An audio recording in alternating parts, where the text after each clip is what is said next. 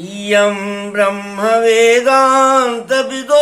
वदन्ति परं प्रधानं पुरुषं तथान्ये विश्वोद्गते कारणम् ईश्वरं वा तस्मै नमो विघ्न विनाशनाय। हे गणपति देवता, आप विश्व के मंगल के देवता हैं, विघ्न विनाशक हैं, रोग विनाशक भी हैं। आज आप विवेक हैं, जगत का विवेक हैं। और मनुष्य जो है की प्रजाति मुख्यतः भारतवर्ष की जो प्रजाति है मनुष्य की, उसमें विवेक की जो आपकी परिभाषा है, आयुर्वेद की परिभाषा है, वेद की ऋचाओं की जो परिभाषा है, उससे बिल्कुल भिन्न हो गया है। अब विवेक शब्द को, बुद्धि शब्द को तो धूर्तता में लाई ही गई है। यहाँ धूर्तता को ही बुद्धि की परिभाषा के रूप में परिभाषित कर दिया गया है, लेकिन विवेक भी लगता है कि अब उसी खाते में जा रहा है। आज भारतवर्ष में भय की स्थिति बनी हुई है। पूरा लोग बीमार के डर से भयभीत है, जबकि भय इस देश का में नहीं था।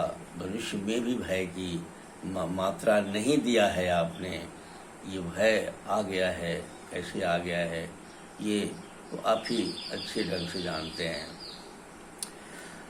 मैं आपसे प्रार्थना करता हूँ कि थोड़ा सा आप विवेक के साथ जुड़ने के लिए मनुष्य के साथ कोई उपाय करिए कि जो अपने विवेक से वो जुड़े। जो आप जिस स्तर पर प्रत्येक मनुष्य के साथ जुड़े हुए हैं, उसी तरह से अपने उसके मन व अपना उसका मन, जो मनुष्य का मन अपने विवेक के साथ जुड़ के चले, विवेक के इशारे पर चलने की कोशिश करे, तब जाकर यह स्वस्थ, सुंदर और सर्वोच्च मानव की स्थिति को प्राप्त करेगा।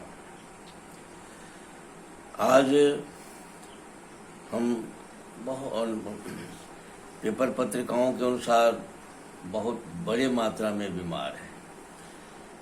आज का दिन जो है, अभी का जो समय है इस देश का, सारा देश ठहरा हुआ है, सारा देश लॉकर में बंद है, सारा देश भयग्रस्त है। आतंक में कि कोई रोगाणु आकर हमें पकड़ न ले और हम कभी बीमार न हो जाएं।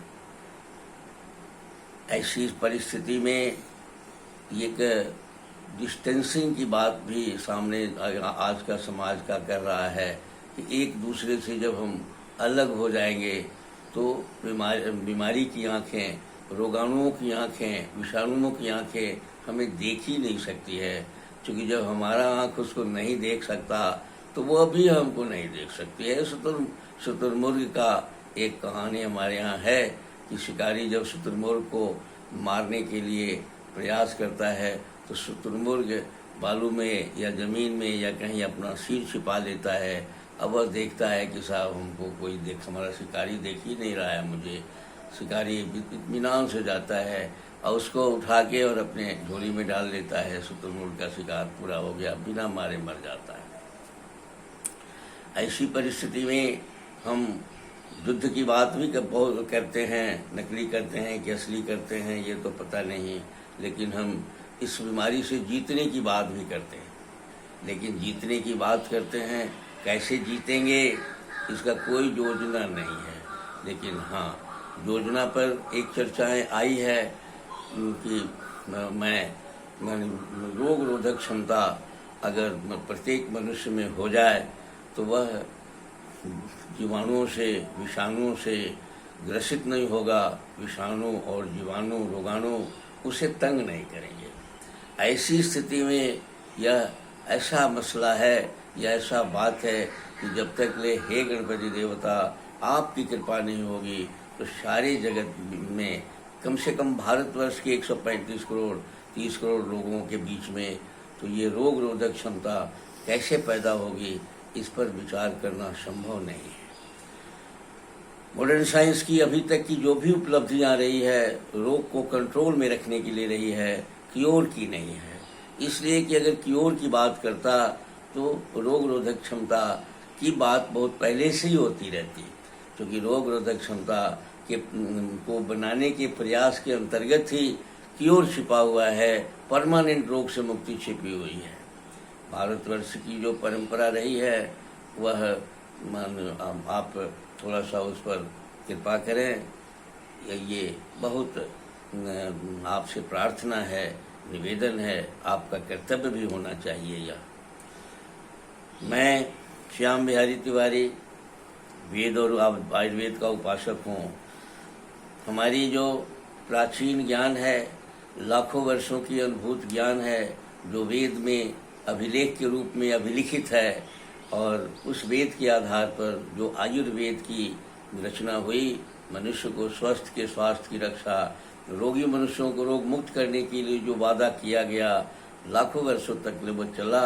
लेकिन इधर 20, 25, 40 वर्षों से हम ये अपने को रास्ता भूल गए हैं, ज्ञान को सड़ा हुआ मान लिए। प्राचीन ज्ञान को जो मनुष्य ने अपने ऊपर आजमा कर देखा था, अपनी स्वयं के अनुभव थी, वो अनुभूत ज्ञान को मैंने हमारे वैज्ञानिकों ने के नकली लालसा और दिलासा के आधार पर भारतवर्ष के लोग उसको भूल गए, और भूलने के बाद में एक सब कुछ नया कर दो, एक संपूर्ण क्रांति हो गई। सब कुछ नया कर दो तो हेल्थ को भी बदल दो, शरीर को भी बदल दो, स्वस्थ से बीमार हो जाओ। यही नया प्राप्ति किया है हमारे देश ने। अब आज की डेट में, आज की तारीख में, जब ये एक छोटी सी हमारे देश में पहले भी बहुत सारे वायरस जन्य बीमारियां हैं, हेपेटाइटिस है, लाखों लोग मारे जा रहे हैं, मानी इकोलाई का केस है, IBS जो पेट में इरिटेटिव बाउल सिंड्रोम्स हैं, पेट की बहुत भयानक बीमारी है, कैंडिडा सब वायरस है, उससे हम मर रहे हैं, न जाने इंसेफ्लाइटिस इत्यादि भी बहुत सारी वायरस है। उन सब हमसे बीमारियों से हम युद्ध करते रहे, लड़ते रहे, लेकिन इतना भयभीत नहीं थे जितना भयभीत अभी हो गए। विद्वानों की राय है कि रोग प्रतिरोधक क्षमता अगर हमारे भीतर आ जाए या जिसके भीतर आ जाए, उसको ये विषाणु, ये जीवाणु कुछ नहीं कर सकता। सच है, रोग निरोधक क्षमता जब आ जाएगा तो उसके पहले जीवनी शक्ति आएगा, जीवनी शक्ति के बाद रोग निरोधक क्षमता के साथ साथ आएगा। और रोग निरोधक क्षमता प्राप्त करने के लिए मनुष्य को अपने आहार विहार, खान पान, रहन सहन में परिवर्तन किए बिना वो आ नहीं सकता। सुबह प्रकृति के साथ एकत्व का संबंध बनाकर चले बिना वो आ नहीं सकता।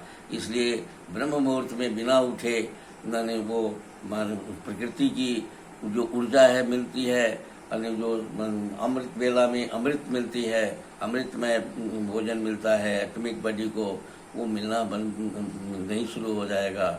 भोजन में जब हम सुबह में खाकर दोपहर में भोजन करने की प्रवृत्ति जो हमारी जब तक बनी रहेगी, शाम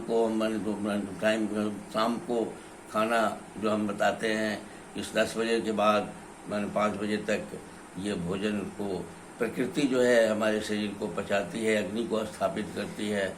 उस स्थापित काल को अगर हम छोड़ देंगे तो हम हमारा किसी भी हालत में हम रोग रोधक क्षमता पैदा नहीं कर सकते।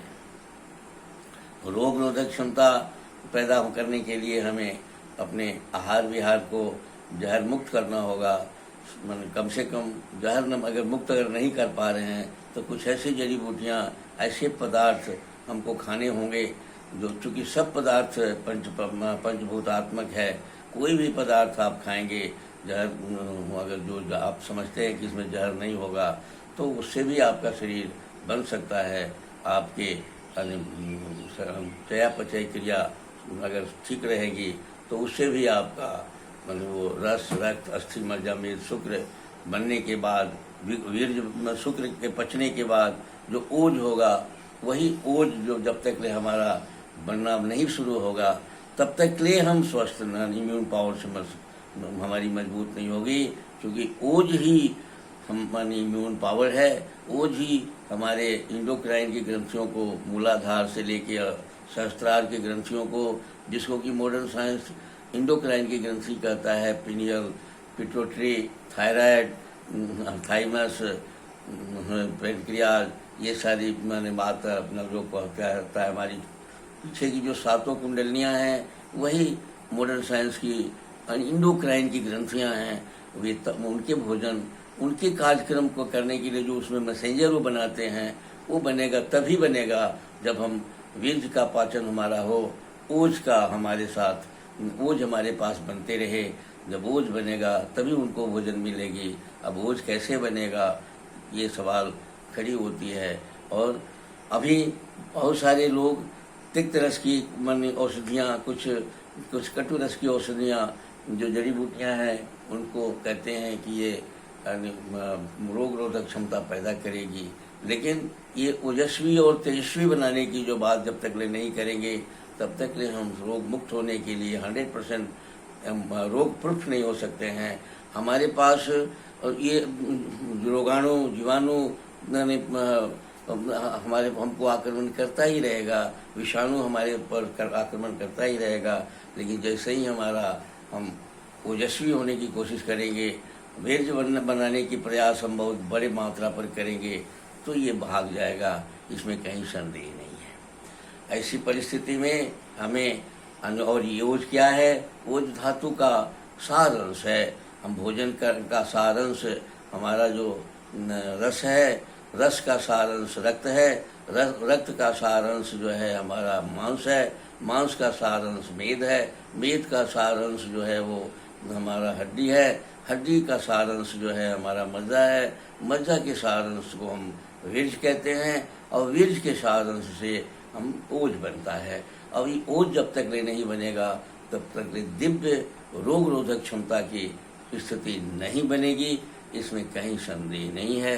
इसी के साथ आज का यह कार्यक्रम आपको समर्पित करता हूँ। आगे इस पर अगले कड़ी में फिर आपको जो भी होगा बताऊँगा। धन्यवाद।